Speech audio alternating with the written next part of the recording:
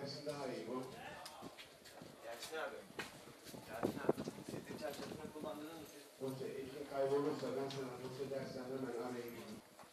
Aykut bir de Vural abinin, Aktar abinin gözlüğün o aralarından kablo görünmek üzereydi. Ona dikkat edin. Göbek kısmından dikkat edin.